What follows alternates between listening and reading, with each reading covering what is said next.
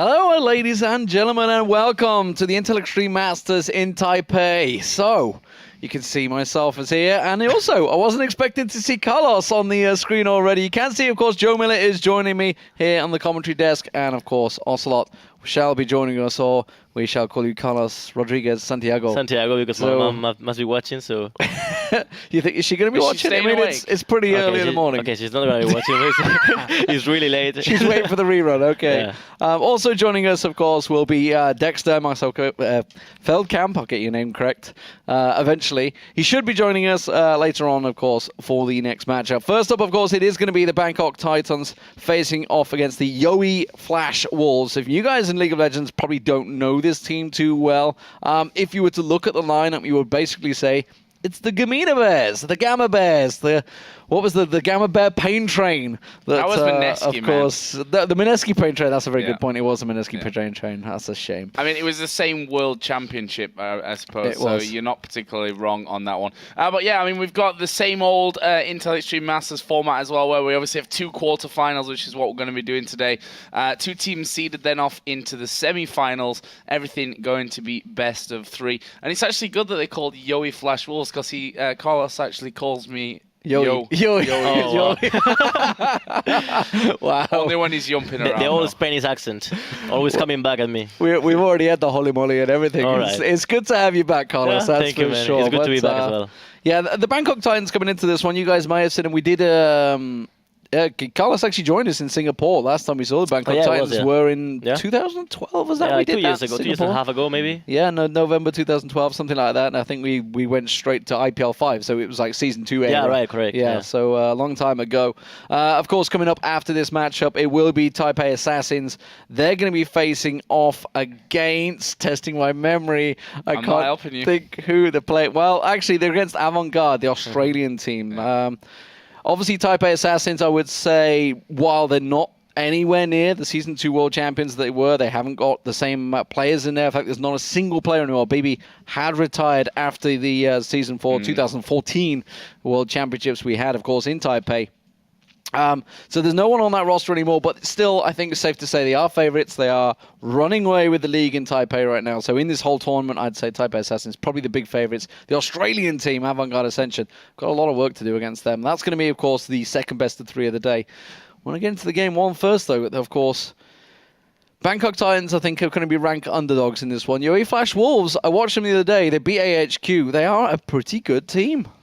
Yeah, and if you actually look at their records in their respective regions, obviously there were some changes for this season over in Southeast Asia. The Taiwanese, Hong Kong, Macau teams broke off together into LMS, and obviously the Greener Premier League stayed, but then only has the rest of Southeast Asia in that region as well. But Yowie are actually 6-1, have only lost so far this season to Taipei Assassins, funnily enough, and Bangkok Titans are actually completely destroying their group in GPL, currently 6-0, not even dropped a map. Yeah. So in theory, this should be a very tight game, but it's going to be hard for us to judge, I think, how these 2 regions clash. Yeah, it'd be interesting to see how it works out for them. And like we were talking about off air, talking about the players that come into this one. There's going to be a lot of players to watch, especially Taipei Assassins coming up after this one. Wins top jungler. I know Dexter was absolutely raving about him, and I remember back in the World Championships, a lot of people were like, say this guy is actually legit. It's one of the top players. Now, Yowie Flash Wolves, as you mentioned, they did lose to Taipei Assassins, but it was a close game. So Carsa's the new jungler coming in. We'll go through the rosters because you guys may remember Steak in the top lane. He's the dude with this gigantic afro. Yeah. It's like a blonde afro as well, isn't it? It's like I think it's changed colours a few times over the years. Hopefully we'll get pictures of him from Taipei. We are actually in Cologne right now, so we are doing this obviously remotely with you guys. Anyone that's watching in Europe, thanks for staying up. I'm amazed if you are, because it is, 4:30 a.m. in the morning for us guys here. Obviously, over in Taipei, it is a nice morning, nice leisurely, fresh morning for them. I know a lot of the guys, the StarCraft guys that went over there, they're all going through the same jet lag, ironically, because I saw a lot of people were up at 4 a.m. this morning, so like, damn it. I'm completely jet lagged. Well, that's the thing, Carmack, the man of many great ideas, came to me and said, Joe, what do you think about doing Taipei? And I knew he was going to say in Cologne. I'm like, yeah, that's a great idea. We can do the hours starting at 4 a.m.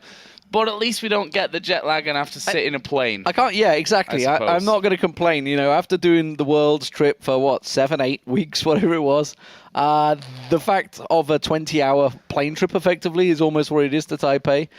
Didn't really excite me that much. So it's like, it's 4 a.m. Yeah, but it's not Taipei, so it's not too bad. Yeah, and I mean, who wants to sit in a plane with the likes of Carmack and Red Eye for 20 hours anyway? Because they're not here, you can speak about that. Yeah, it's all right. Because they're not here. They might be watching. Hello, guys. This is where we find out we've been broadcasting Taipei or something. We're like, damn it. Anyway, pick and bans are about to get underway, we hope. I can see them starting off on the screen. No bans have come in yet, though, so we'll wait and see if that actually comes through. What are we expecting in the pick and ban phase? We should start off saying it is 5.1, I believe. Patch 5.1, so obviously 5.2 did just hit. That's obviously not going to go through in any competitive way. I think it's like normally a 2-week gap, I believe it is, before they go through.